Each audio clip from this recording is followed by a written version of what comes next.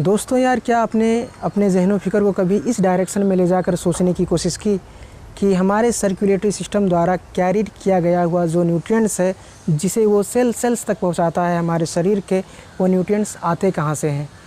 क्या आपने कभी इस बात को समझने की कोशिश की कि रेस्पिरेटरी सिस्टम द्वारा कैरिड किया गया हुआ जो ऑक्सीजन है, जो कि सेल्स तक पहुँचकर सबस्ट्रेट का ऑक्सीडेशन कराता है, आखिर में वो सबस्ट्रेट्स आते कहाँ से हैं?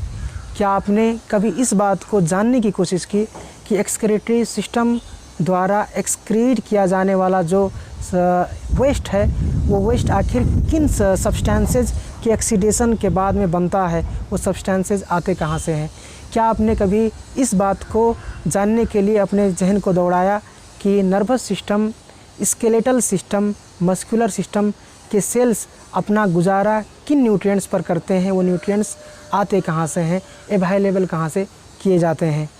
जी हाँ दोस्तों, बात कर रहा हूँ डाइजेस्टिव सिस्टम की। डाइजेस्टिव सिस्टम हमारे शरीर के अन्य सिस्टम्स ही की तरह एक बहुत इम्पोर्टेंट सिस्टम होता है।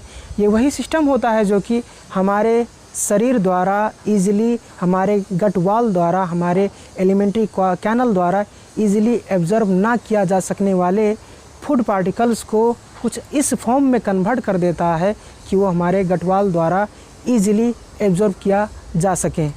जी हाँ दोस्तों, अन्य सिस्टम्स ही की तरह ये भी कुछ ग्लैंड्स और कुछ ऑर्गन्स का बना हुआ होता है।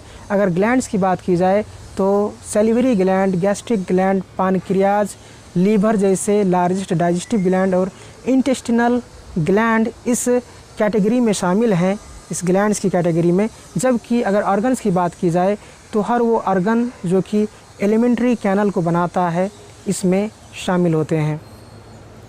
अगर सैलिवरी ग्लैंड को थोड़ा डिस्कस किया जाए दोस्तों, तो सैलिवरी ग्लैंड एक्चुअली 3 पेयर ऐसे ग्लैंड्स होते हैं जो कि लोकेटेड तो हमारे माउथ में होते हैं, लेकिन उनका सेक्रेशन जो है हमारे बकल कैविटी में या फिर ओरल कैविटी में हो रहा होता है। अगर उनके पोजीशंस की बात की जाए तो पैरोटिड ग्लैंड जो कि लार्जेस्ट सैलिवरी ग्लैंड भी है, वो दोस्तों कुछ इस पोजीशन पे लोकेटेड होता है। एक जोड़ी पैरोटिड ग्लैंड के बारे में जानने के बाद में आपको सब मैंडिबुलर या फिर सब मैक्सिलरी ग्लैंड के बारे में जानना होगा। ये वही सैलिवरी ग्लैंड होता है दोस्तों जो कि मैंडिबल्स के बीच में कुछ इस पोजीशन पर प्रेजेंट होता है। अगर तीसरे सैलिवरी ग्लैंड की अगर बात की जाए, जिसे दुनिया सबलिंगुअल सैलिवरी ग्लैंड के नाम से भी जानती है, तो दोस्तों ये वही ग्लैंड होता है जहाँ सब के माने होते हैं नीचे और लिंगुअल के माने होते हैं टंग, यानी कि टंग के नीचे लोकेटेड ये ग्लैंड भी वही ग्लैंड होता है जो कि बकल कैविटी में ही अपना सेक्रेशन रिलीज़ करता है। अगर गैस्ट्रिक ग्लैंड की बात की जाए दोस्तों, तो गैस्ट्रिक ग्लैंड सिंपली हमारे स्टमक में प्रेजेंट कुछ सेल्स का बना हुआ होता है। एचसीएल और कास्टल्स इंट्रिंसिक फैक्टर जैसे इम्पोर्टेंट सेक्रेशंस को रिलीज़ करने वाला ऑक्जेंटिक सेल्स या फिर पैराइटल सेल्स। इसी तरह से मिल्क डाइजेस्टिंग एंजाइम यानी कि प्रोरेनिन और प्रोटीन डाइजेस्टिव एंजाइम यानी कि पेप्सिनोजेन जैसे प्रोटियोलाइटिक एंजाइम्स को रिलीज़ करने वाला पेप्टिक सेल या फिर जीमोजेन सेल। इसी तरह से म्यूकस सेक्रेट करने वाले म्यूकस नेक्सेल्स का बना हुआ एक ग्लैंड होता है हमारे स्टमक में पाए जाने वाला ग्लैंड यानी कि गैस्ट्रिक ग्लैंड। इसी क्रम में अगर बात की जाए पानक्रियाज की, तो दोस्तों पानक्रियाज आप जैसा कि सुने ही होंगे कि एक हेट्रोक्राइन ग्लैंड होता है जिसका 99% जो सेक्रेशन है, जिसका एक्सोक्राइन पार्ट सेक्रेट करता है। ये वही एक्सोक्राइन पार्ट्स होते हैं जो कि पानक्रेटिक जूसेस को रिलीज़ करते हैं। अब अगर बात की जाए दोस्तों लीवर की, तो लीवर को as you know the largest digestive gland के रूप में जाना जाता है। ये एक्चुअली बाइल रिलीज़ करता है। बाइल वो सब्सटेंस होता है, वो जूस होता है जिसे दुनिया स्यूडो डाइजेस्टिव जूस के नाम से भी जानती है।